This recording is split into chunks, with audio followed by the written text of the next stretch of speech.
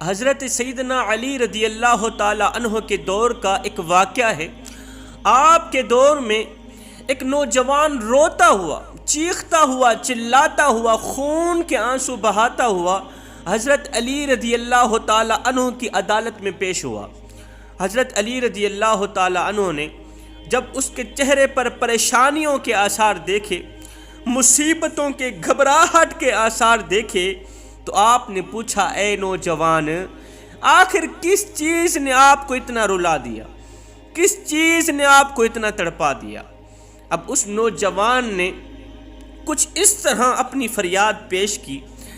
اس نوجوان نے عرض کی، یا امیر المومنین، اللہ تعالیٰ نے مجھے پیدا فرمایا، 9 ماہ تک میری ماں نے مجھے اپنے پیٹ میں رکھا، میری وجہ سے دکھ برداشت کیا، درد برداشت کرتی رہی، تکلیفیں برداشت کرتی رہی، طرح طرح کی مصیبتوں کا سامنا کرتی رہی، پھر موت کی سی اذیت پا کر میری ماں نے مجھے جنم دیا۔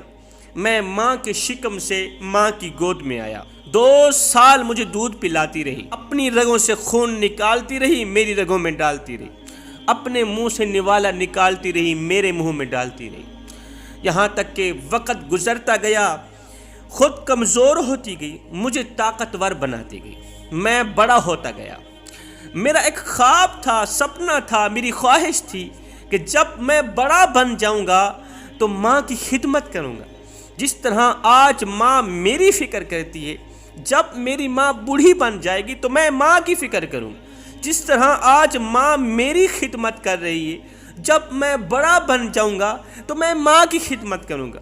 حضرت، جیسے ہی میں بڑا ہوا، جب وہ خواہشات، وہ میرے خواب پورا کرنے کا وقت آیا تو میری ماں نے میرے اوپر ظلم ڈھانے شروع کر دی۔ میری ماں نے مجھے مارنا شروع کر دی، میری ماں نے مجھے پیٹنا شروع کر دی، ظلم کی انتہا کر دی۔ آج تو میری ماں نے مجھے دھکے دے کر گھر سے باہر نکال دیا، یہ کہہ کر مجھے گھر سے باہر نکال دیا کہ تو میرا کچھ بھی نہیں لگتا، میں نے تو تجھے پیدا ہی نہیں کیا، میں نے تجھے جنم ہی نہیں دیا، میں تیری کہاں سے ماں بن گئی؟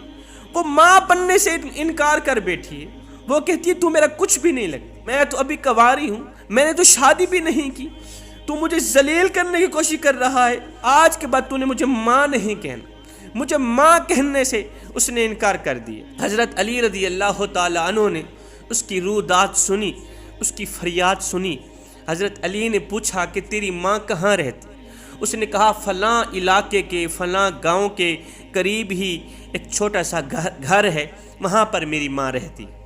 حضرت علی رضی اللہ تعالی عنہ نے اپنے غلام کو بھیجا، جاؤ اس کی ماں کو علی کی عدالت میں پیش کرو۔ ایک شخص گیا اس عورت کے پاس، کہا، تجھے حضرت علی رضی اللہ تعالی عنہ کی عدالت بلا رہی ہے۔ وہ سمجھ گئی کہ میرا مقدمہ علی کی عدالت میں پیش کر دیا گیا، اب مجھے وہاں حاضر ہونا ہی پڑے گا۔ اب اس عورت نے کیا کیا؟ اپنی سچائی کے لیے اس نے 40 جھوٹے گواہ اکٹھے کیے، ان کو پیسے دے کر، ان کو 40 جھوٹے گواہوں کو ساتھ لے کر، 4 بھائیوں کو ساتھ لے کر حضرت علی رضی اللہ تعالی عنہ کی عدالت میں وہ عورت پیش ہوئی۔ عورت عدالت میں سامنے کھڑی ہے، وہ نوجوان بھی سامنے کھڑا ہے۔ حضرت علی نے فرمایا، اے نوجوان، اب اس عورت کے سامنے وہ والے جملے دہرا، وہ والی رودات سنا جو اس کے آنے سے پہلے تو نے مجھے سنائی۔ اس نوجوان نے پھر سے وہی جملے دہرائے، کہنے لگا، حضرت، اللہ نے مجھے پیدا فرمایا، 9 ماہ تک میری ماں نے مجھے پیٹ میں رکھا، پھر موت کی سی اذیت پا کر اس نے مجھے جنم دیا، 2 سال تک اس نے مجھے دودھ پلایا، میری فکر کی، میرا خیال رکھا، اپنے منہ سے نوالا نکالتی رہی، میرے منہ میں ڈالتی رہی، اپنی رگوں سے خون نکالتی رہی، میری رگوں میں ڈالتی رہی۔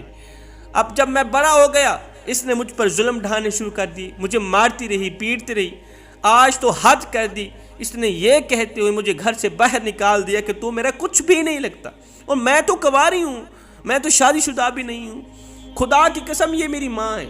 حضرت علی نے اس عورت کو مخاطب کرتے ہوئے فرمایا، اس کے جواب میں تو کیا کہتی ہے؟ اس عورت نے کہا، یا علی، یہ جو بدبخت نوجوان ہے میرا کچھ بھی نہیں لگتا، یہ مجھے ذلیل کرنا چاہتا ہے، میں تو پاک دامن عورت ہوں، یہ نوجوان کسی سے پیسہ لے کر مجھے برباد کرنے پہ تلا ہوا ہے، میں تو ابھی کنواری ہوں، میں نے تو شادی بھی نہیں کی، یہ بچہ کہاں سے پیدا ہو گیا؟ حضرت علی نے فرمایا اے عورت، تیری سچائی کا کوئی ثبوت ہے تیرے پاس؟ کوئی گواہ ہے تیرے پاس؟ اس عورت نے آواز دی، 4 بھائی بھی اندر آ گئے، وہ 40 جھوٹے گواہ بھی اندر آ گئے۔ حضرت علی رضی اللہ تعالی عنہ نے ان گواہوں سے پوچھا، ہاں جی تم اس عورت کے بارے میں کیا کہتے؟ سب نے ایک ہی جملہ دہرایا کہ یہ تو پاک دامن عورت ہے، اس کی تو ابھی تک شادی بھی نہیں ہوئی، بچہ کہاں سے آ گیا؟ یہ تو 5 وقت کی نمازی ہے، تہجد گزار عورت ہے، اور یہ جو نوجوان ہے یہ اس کو ذلیل کرنا چاہتا ہے، اس کو برباد کرنا چاہتا ہے کہ اس کے لیے کہیں سے کوئی اچھا رشتہ نہ آئے اور اس کی شادی بھی نہ ہو، یہ تو کنواری لڑکی ہے۔ حضرت علی نے فرمایا اے سرپرستو، آج جو فیصلہ میں کروں گا وہ تمہیں قبول کرنا ہوگا۔ انہوں نے کہا جی بالکل ہم قبول کریں گے۔ حضرت علی رضی اللہ تعالی عنہ نے اپنے غلام کو آواز دی، غلام جلدی جا 400 دینار لے کے آ۔ 400 دینار آ گئے۔ حضرت علی نے فرمایا میں اللہ رسول کو حاضر ناظر کرتے ہوئے، تمام حاضرین کی گواہی کو سامنے رکھتے ہوئے یہ فیصلہ کرتا ہوں، اس نوجوان کا اس عورت سے نکاح کرتا ہوں، اس نوجوان کی اس عورت سے شادی کرتا ہوں۔ اللہ رسول کو حاضر ناظر کر کے تمام گواہوں کے سامنے میں یہ فیصلہ کرتا ہوں، اس نوجوان کی شادی اس عورت سے کرتا ہوں۔ یہ کہتے ہوئے حضرت علی نے 400 دینار اس نوجوان کو دیے، کہا یہ اس اپنی بیوی کی گود میں ڈالو، اسے اپنے گھر لے جاؤ، یہ تیری بیوی ہے۔ وہ نوجوان چیختا ہوا، چلاتا ہوا، خون کے آنسو بہاتا ہوا 400 دینار اٹھائے، اس عورت کی گود میں رکھے۔ اب اسے اٹھانے ہی والا تھا کہ اس عورت کا جگرہ پھٹنے کو آ گیا، اس عورت کا کلیجہ پھٹنے کو آ گیا، چیخ کر بولی، رو کر بولی، خون کے آنسو بہا کر بولی، یا علی کیا ایک ماں کی شادی اس کے بیٹے سے کروانا چاہتے ہو؟ یا علی خدا کی قسم میں اس کی ماں ہوں، کہانی پیچھے کوئی اور ہے۔ یہ 2 سال کا تھا، اس کا باپ فوت ہو گیا تھا، اس کا باپ انتقال کر گیا تھا، اس کے باپ کی وراثت میں کافی ساری جائیداد ہے۔ میرے بھائیوں نے مجھے کہا یہ نوجوان، یہ تیرا بیٹا تو اپنے باپ کی وراثت کا مالک ہے، حقدار ہے، 2 کام کرنے، یا تو اسے جان سے مار دے یا بیٹا کہنے سے انکار کر دے، تاکہ اس کے باپ کی جائیداد کے ہم ہی وارث بن جائیں، ہماری اولاد ہی وارث بن۔ بس بھائیوں نے مجھے ستایا، مجھے یہ کرنے پہ مجبور کر دیا۔ خدا کی قسم میں اس کی ماں ہوں، اتنے بڑے گناہ سے بچا لو، میں اس کی ماں ہوں، یہ میرا بیٹا ہے۔ حضرت علی رضی اللہ تعالیٰ عنہ نے فرمایا او نادان عورت، جلدی توبہ کر، جلدی توبہ کر، نہیں تو اللہ کا عذاب برسے گا، کہیں تیری وجہ سے ہم سب عذاب میں نہ کچلے جائیں۔ اپنے بچے کو اٹھا گھر لے جا، اپنے نوجوان بیٹے کو گھر لے جا، تو اس کی جنت ہے۔ جس طرح تیرے حقوق اس نوجوان پر فرض ہیں، واجب ہیں، اسی طرح نوجوان کے حقوق بھی تیرے اوپر فرض ہیں، وہ حقوق تو نے پورے کرنے ہوگے۔ اگر اس کے تو نے حقوق پورے نہ کیے تو یاد رکھنا قیامت کے دن تم سے پوچھا جائے گا۔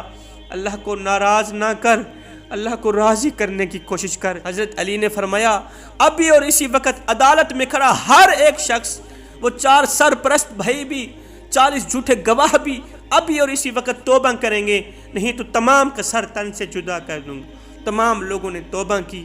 حضرت علی نے فرمایا نوجوان بیٹے کو لے کے گھر چلی جا۔ امیر المومنین حضرت سیدنا عمر فاروق رضی اللہ تعالی عنہ کی عدالت میں ایک عورت کو پیش کیا گیا جس پر زنا کا الزام تھا۔ اس عورت نے بھی اعتراف کر لیا کہ میں نے زنا کروایا ہے۔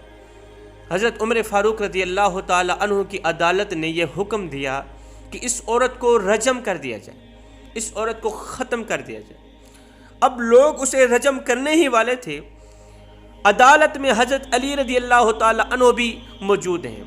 حضرت علی رضی اللہ تعالی عنہ نے جب اس عورت کے چہرے کو دیکھا، عورت کے چہرے پر غمگینگی، پریشانی اور مصیبتوں کے آثار دیکھے، حضرت علی نے جب اس عورت کا چہرہ پڑھا تو حضرت علی نے فرمایا یا عمر، ایک لمحے کے لیے اپنا فیصلہ واپس لو، میں اس عورت سے کچھ پوچھنا چاہتا ہوں۔ ہو سکتا ہے کہ عورت اس معاملے میں مجبور ہو سکتا ہے یہ عورت گناہ کرنے پہ معذور ہو، میں اس سے کچھ پوچھنا چاہتا ہوں۔